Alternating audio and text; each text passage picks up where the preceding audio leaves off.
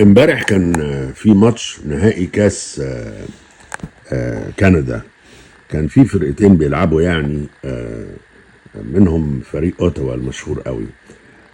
والماتش انتهى لصالح فريق اوتاوا وخدوا خدوا كاس كندا يعني. الغريب في الماتش ان هو ميعاده جه في وقت في اكبر عاصفة تلج السنة دي، وهي اول واحدة يعني. وهبطت خلاص بعد الماتش.